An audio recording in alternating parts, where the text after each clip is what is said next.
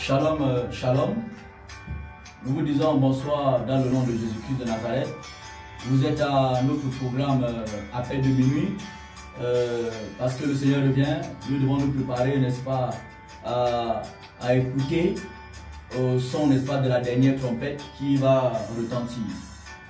C'est pourquoi nous devons d'autant plus veiller lorsque nous voyons, n'est-ce pas, tout ce qui se passe dans le monde entier. Ça s'accomplit à nos yeux.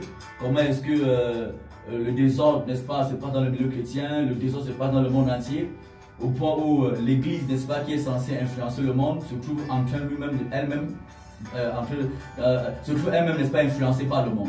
L'Église est née pour influencer le monde, pas pour être influencée par le monde. Parce que la Bible dit que les dominations, les autorités dans le céleste reconnaîtront par l'Église la sagesse de Dieu, c'est-à-dire les œuvres de l'Église, la sagesse, n'est-ce pas, de l'Église. Éphésiens chapitre 3, verset 20.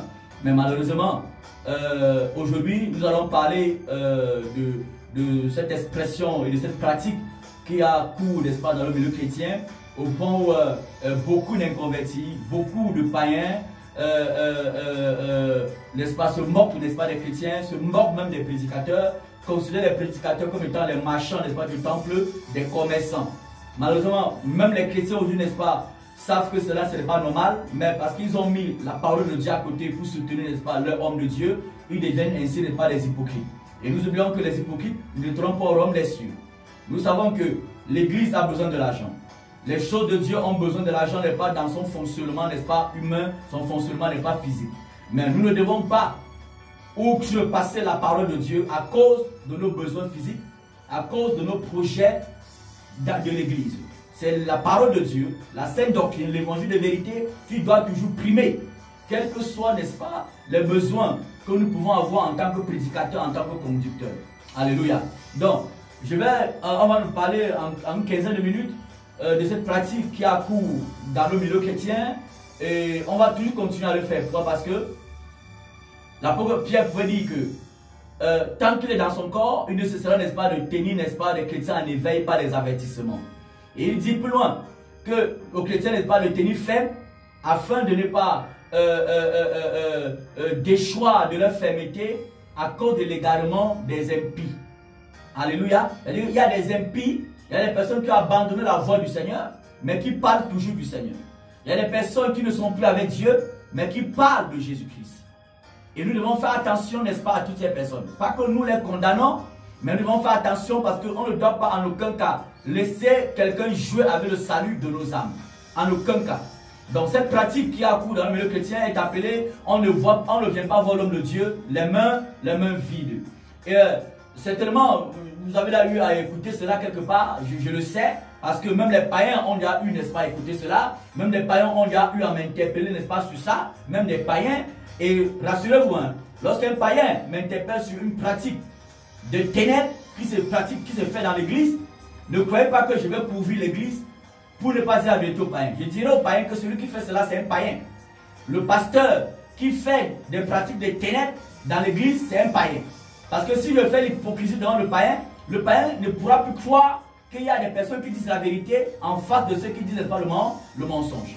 Bon, qu'est-ce qu'il en est? Comment doit-on aller rendre visite à un homme de Dieu? Aller consulter, entre guillemets, un homme de Dieu. Aller pour les entretiens, voir un homme de Dieu. Comment cela se fait? Beaucoup, n'est-ce pas, ont, dans les Écritures, ont pris par exemple, lorsque le futur roi d'Israël, Saül, avec son serviteur, recherchait, n'est pas, l'animal qui était perdu. Le serviteur de Saül a dit à Saül que il y a un homme de Dieu qui vit ici, n'est-ce pas, dans cette ville. Certainement, si on va vers lui, il nous dira où est parti, n'est-ce pas, l'animal dont nous cherchons. Et en cours de route, c'est le serviteur qui dit à Saül que est-ce qu'on va aller voir l'homme de Dieu, n'est pas les mains vides. Mais quelle est l'attitude de l'homme de Dieu? Ne regarde pas l'attitude du serviteur de Saül, ni même de Saül. Mais quelle est l'attitude, n'est-ce pas, de l'homme de Dieu? D'autant plus que Saül n'était pas encore un comme roi en Israël.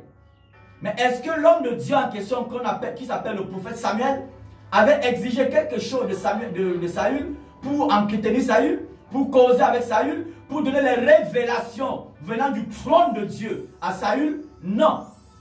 Mais au contraire, C'est même Samuel qui avait accueilli Saül, qui avait reçu Saül. Il avait mis Saül à l'aise. Vous comprenez? Donc, d'où vient-il que dans le milieu chrétien, je suis sûr que tu as peut-être à écouter ces choses-là, et on ne vient pas voir le dire les mains vides, lorsqu'il vient, il faut venir avec un paquet, une enveloppe, ainsi de suite, tout cela. D'où vient-il que maintenant, lorsque tu vas voir un prédicateur, un conducteur, tu vas avec une enveloppe, avec un paquet d'argent, avec quelque chose en retour de ce qu'il va te dire, n'est pas comme, je sais pas, comme prière, comme consultation ou bien comme un chrétien. D'où est-ce que ça vient? Ça vient, n'est-ce pas, de Babylone. Ça vient de Babylone. Parce que le projet babylonien, c'est atteindre ses objectifs, atteindre la gloire, l'apogée financière, le sommet, n'est-ce pas, des gratte-ciel, tout cela sans Dieu. Ou bien que Dieu peut te donner autant d'argent possible sur la terre. Mais si Dieu peut te donner de l'argent, pourquoi est-ce qu'il faut changer la parole de Dieu pour obtenir, n'est-ce pas, de l'argent? C'est dangereux. Chers pasteurs, chers apôtres, chers prophètes, et très peu souvent d'entre nous, parce que nous sommes frappés par l'hypocrisie, beaucoup sont tenus sur le joug des alliances prophétiques, des cercles prophétiques, des cercles pastoraux qui ne peuvent pas dire la vérité. Ils préfèrent la gloire des amitiés, la gloire, n'est-ce pas, de leur corps pastoral qu'à la gloire de Jésus-Christ de Nazareth, exactement comme les pharisiens qui connaissaient la vérité, mais étaient eux-mêmes esclaves de ce qui est contraire à la vérité. Mais si je parle de ça aujourd'hui, c'est parce que ça fait du mal à l'église. Ça fait du mal à l'église. Il est temps que ceux-là qui veulent être sauvés, les prédicateurs réellement, qui ne veulent pas, devant le trône, écouter que Jésus va dire que je ne vous connais pas. Vous êtes ouvriers de Satan. Il est temps que vous vous repentiez. Il est temps de s'humilier devant la personne repentie. Dieu est capable de s'occuper de tes besoins si tu lui fais confiance. Je ne suis pas en train de dire que un prédicateur n'a pas les besoins. Un prédicateur a les besoins. Dieu dit on ne muselle pas le bon, il fout les grains. Dieu dit cela. On doit honorer ceux qui prêchent. La Bible le dit. Il le dit. Mais laissons, n'est-ce pas, laissons-nous honorer selon la parole de Dieu et non selon nos stratégies. Et non, de prendre la parole de Dieu, et ce n'est pas de la tronquer, de trafiquer la parole, de torpiller la parole pour atteindre nos objectifs terrestres. C'est dangereux. Lorsque toi tu peux voir Jésus, tu donnes quoi à Jésus? Rien. Lorsque tu invoques Jésus matin, midi, soir, tu donnes quoi à Jésus? Rien. Mais il est le plus grand homme de Dieu. Oui. Jésus-Christ est le plus grand homme de Dieu. Il a tout. Matin, midi, soir, tu l'invoques. Oui. Tu lui donnes quelle enveloppe? Rien. Rien. Aucune enveloppe. Mais d'où vient-il aujourd'hui que tu vas voir un homme de Dieu, il faut préparer une enveloppe. Et dernièrement, c'est hier ou avant-hier, j'ai vu une publication, je ne vais pas citer le nom de ce prophète, parce que j'estime que, parce qu'il est vivant encore, il peut se repentir. Mais beaucoup de personnes sauront certainement de qui moi je parle. Ils sauront de qui je parle. Et il a même fait un séminaire dernièrement aussi au Cameroun, avec, n'est-ce pas, une femme qui venait l'épouser, étant dans l'adultère, parce qu'il vit dans l'adultère.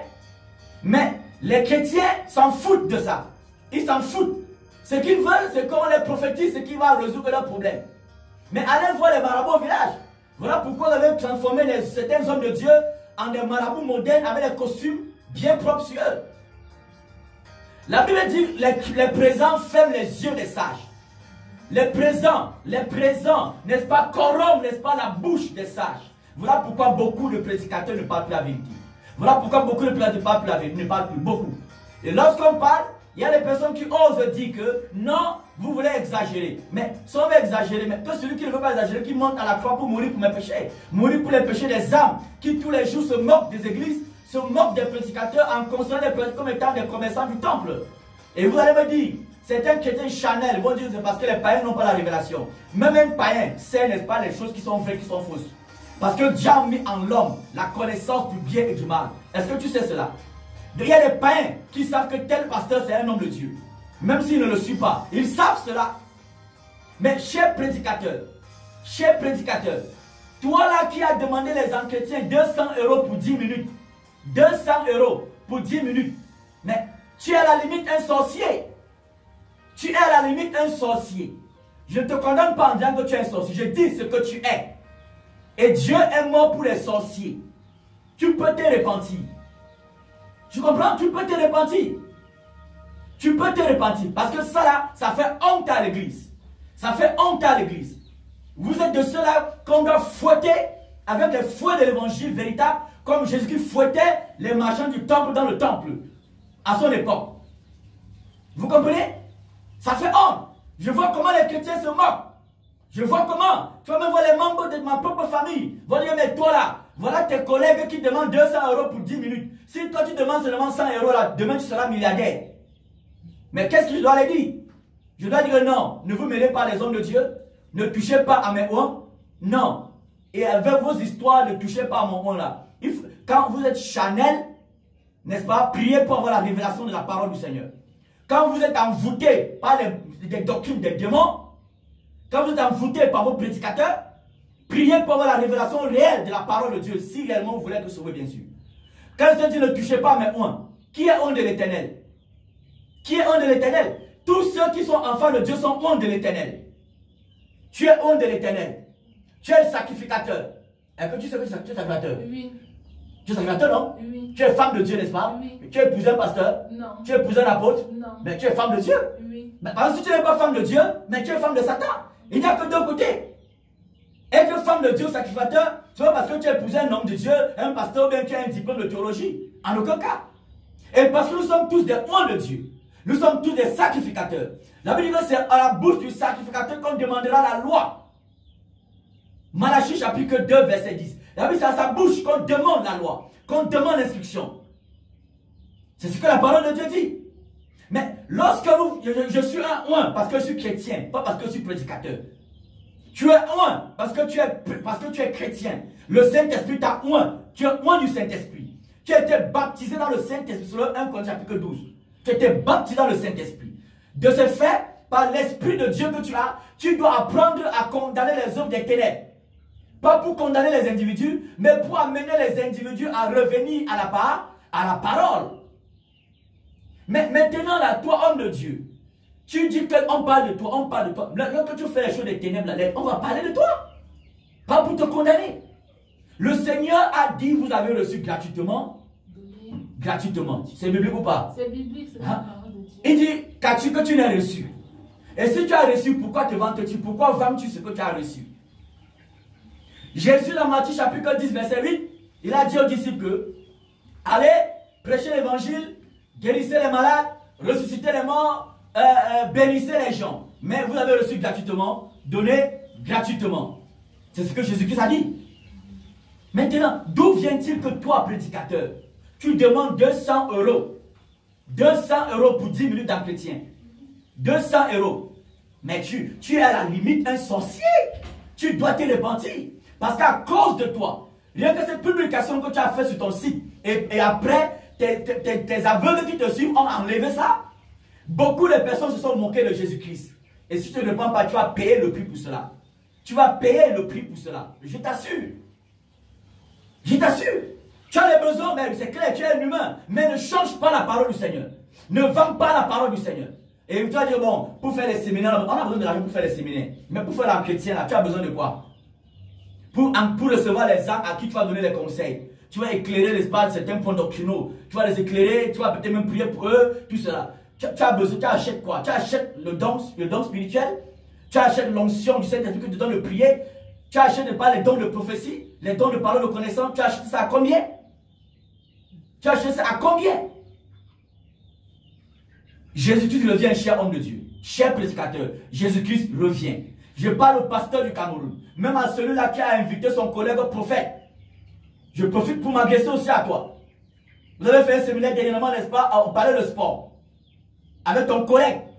Ceux qui marchent ensemble se ressemblent de toutes les façons. Avec tous les autres prédicateurs. Vous qui dites aux chrétiens, on ne vient pas voir l'homme de Dieu les mains vides. Sachez que vous mettez un joug sur le peuple.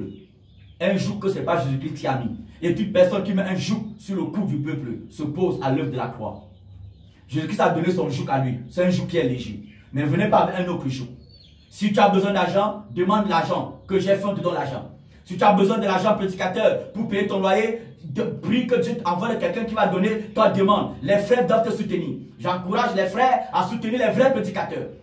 J'encourage les frères et les sœurs en Christ à soutenir les vrais prédicateurs. Parce que si tu soutiens les faux prédicateurs, dans la démagogie qu'ils font, dans la sorcellerie qu'ils font, la manipulation qu'ils font, tu rendras les comptes à Jésus-Christ de Nazareth. Maintenant, toi, prédicateur, toi, tu veux tellement beaucoup d'argent. Tu oublies que Jésus-Christ a dit, vous avez reçu gratuitement, donné gratuitement. Tu veux prier pour quelqu'un, expliquer un verset à quelqu'un. Tu demandes que l'entretien c'est 200 €. Aussi au Cameroun, il y a les pasteurs qui vont dire c'est 50 €. D'autres mettent la corbeille à l'entrée de leur bureau. Ils mettent la corbeille à l'entrée de leur bureau. On écrit dessus qu'on n'oublie pas en battant. Vous voyez? Donc ils mettent la corbeille devant leur bureau. Du coup, quand un païen va venir te voir, dans sa tête, il sait que quelqu'un va donner l'argent, sera bien reçu. Mes chers frères, chers prédicateurs, avec tout le respect que je peux vous donner, ce n'est pas ce que Jésus-Christ a demandé de faire. Revenons à l'évangile, pur et simple. L'évangile de la gratuité, de la simplicité. Pour faire les entretiens, pour entretenir les personnes, les expliquer quelque chose, les enseigner, même prier pour eux. On n'achète pas les dons spirituels. Ce n'est pas aller louer une salle. Pas du tout.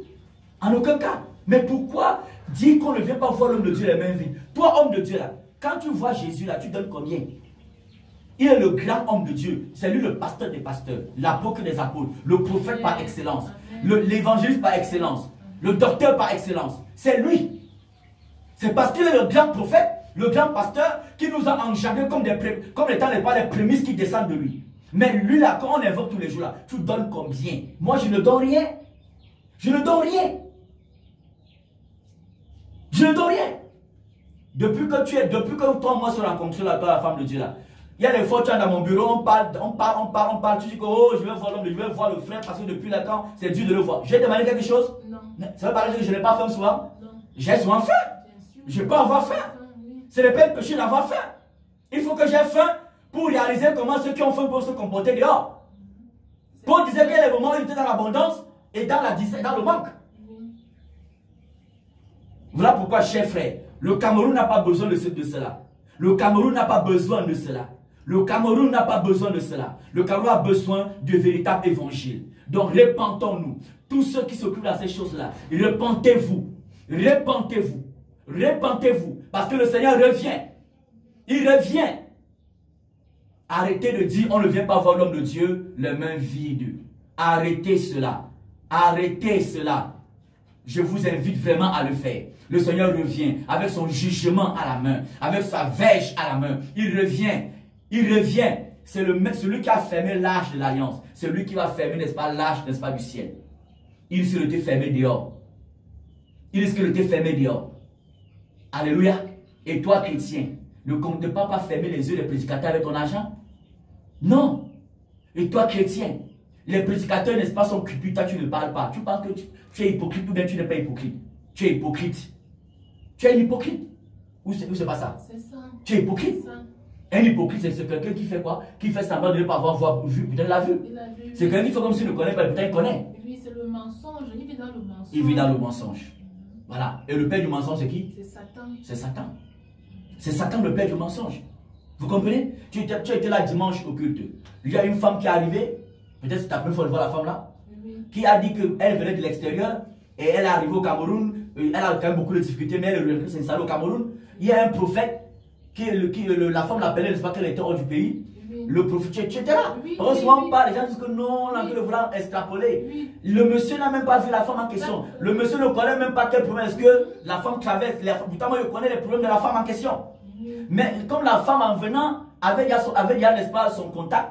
Quand la femme est arrivée, la femme a dit, bon, homme de Dieu, prophète, je suis au pays. Voilà, je suis un cas en quoi, bam. Et parce que, bon, voilà, l'homme de Dieu a dit, bon, de toute façon, même si tu n'as pas le temps de venir, hein, voilà le numéro de compte où tu vas envoyer ta dîme. Envoie-moi d'abord ta dîme. Même si tu n'as pas le temps de venir, envoie d'abord ta dîme. Donc, son problème, ce n'est pas que toi, tu vis comment, qu'est-ce qui se passe avec ta vie. Envoie d'abord ta dîme. Envoie d'abord ta dîme. Voilà le numéro de compte. Tu étais là, non? Oui, j'étais voilà. là. Prédicateur, il faut arrêter ça. Comme les Ivoiriens disent là. Arrêtez ça. Oh, Jésus revient. Tu as même beaucoup eu l'argent. Tu as tellement même beaucoup eu. Ce que tu as eu là même là, répands-toi, tu gardes même le peu que tu as eu. Alléluia. Je ne sais pas si tu peux dire quelque chose par rapport à ça. Oui, je voudrais dire que... Parce que souvent, lorsqu'on parle, les gens pensent peut-être que non, c'est comme si, non, ils comme si on inventait les choses. Tu étais là quand la maman a dit ça, non? Oui, j'étais là, quand la maman a dit ça.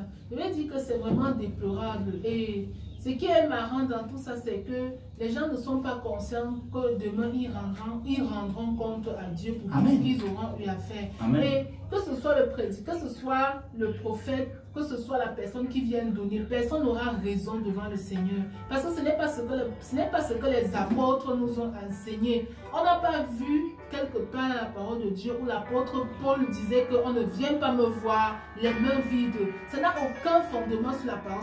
Ce n'est pas ce que les apôtres nous ont enseigné. Et nous sommes à une ère où nous devons suivre les traces des apôtres, ce que les apôtres nous ont enseigné. Amen. Donc j'interpelle les chrétiens, je nous interpelle vraiment à méditer la parole de Dieu, à demander la révélation de la parole de Dieu, pour ne pas se laisser emporter par tout vent de doctrine. Parce que ce n'est pas normal qu'un monsieur ou bien un prophète, soi-disant prophète, vient, il dit qu'on ne vient pas voir les mains, on ne vient pas voir l'homme de Dieu les mains vides. Et nous aussi les chrétiens se lèvent, ils adhèrent, ils n'ont pas examiné est-ce que ça c'est biblique, est-ce que c'est fondé, est-ce que les apôtres ont fait cela, est-ce que c'est ce que le Seigneur Jésus-Christ a demandé de faire. Donc nous devons être vraiment prudents, nous devons veiller. Parce que ce jour-là devant le Seigneur, personne ne pourra se justifier. Amen. On ne va pas justifier notre ignorance ou bien notre négligence de la parole de Dieu devant le Seigneur. Amen. Alléluia. Parce que vraiment, nous voulons que la vérité nous sauve le Cameroun. Mais pour que la vérité sauve le Cameroun, il faut qu'il y ait des personnes qui aiment la vérité. Il faut qu'il y ait des personnes qui aiment la vérité. Vous comprenez? On n'est pas en colère contre quelqu'un. Nous sommes en colère contre les œuvres des ténèbres. Nous sommes irrités devant les œuvres des ténèbres. Parce que même Dieu ne prend pas plaisir aux œuvres des ténèbres. Tout ce qui s'oppose à l'avancement au royaume des cieux, n'est-ce pas, ça contribue, fait partie des œuvres des ténèbres. Et nous devons nous opposer à cela.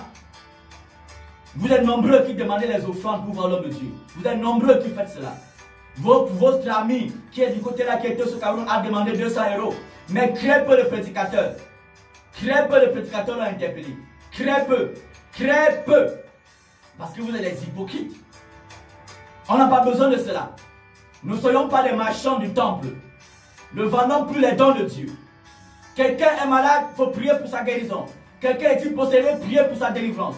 Quelqu'un a-t-il besoin d'une quelconque révélation venant de la parole du Seigneur? Il faut le faire. Tu as une parole de connaissance? Donne. Tu as une parole de révélation? Donne. Tu as une prophétie? Donne. Mais cela gratuitement. Gratuitement. Il faut le faire gratuitement. Maintenant, si tu as faim, tu as besoin de l'argent pour ton loyer, ce n'est pas pour tout, tu as besoin de tout cela. Fais confiance à Jésus-Christ de Nazareth. Fais confiance à Jésus-Christ de Nazareth. Parce que le plus important, ce n'est pas d'abord tes besoins de ventre, le plus important, c'est le salut de ton âme. Donc ne mettons pas la parole de Dieu à côté, ou bien ne dirions pas la parole de Dieu pour atteindre nos objectifs babyloniens. Avoir la gloire sans Dieu. Mais on peut avoir la gloire avec Dieu. Mais ne cherchons pas à avoir la gloire sans Dieu. C'est dangereux. Voilà pourquoi l'Église du Cameroun, chers pasteurs, chers apôtres, chers prophètes, chers chrétiens, partagent cet enseignement. Envoie cela à tes prédicateurs. Parce que le mec vient avec son jugement. Il vient avec son jugement. Et nous voulons tous être sauvés. Amen. Nous ne voulons pas que quelqu'un reste. Nous ne voulons pas qu'un prédicateur qui a bien commencé avec le Seigneur et en cours de route, il est tombé dans la mauvaise alliance, qu'il reste après. Voilà pourquoi nous vous invitons. Voilà pourquoi nous crions. Nous vous encourageons à avoir le désir d'aimer uniquement la vérité et à prêcher l'évangile dans la pureté. Tout à l'heure, Massa parlait, n'est-ce pas, de Paul. Jésus-Christ a dit, l'apôtre Paul a dit autant pour moi dans Philippiens chapitre 2, que soyez mes imitateurs et portez les regards sur ceux qui marchent sur le modèle que vous avez en nous. Seront des vrais modèles. Seront des vrais modèles. Alléluia. Que Dieu bénisse le Cameroun. Que Dieu te bénisse, toi chrétien qui va partager. Que Dieu te bénisse, même toi chrétien qui va te fâcher contre ça. Dieu te bénisse, toi pasteur qui va insulter, n'est-ce pas, ceux qui étaient dans cette vidéo. Que Dieu vous bénisse.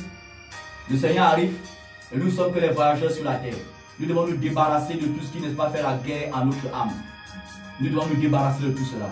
Shalom à vous, tous dans le nom de Jésus-Christ de Nazareth. Prions pour le Cameroun, prions pour l'église du Cameroun, parce que le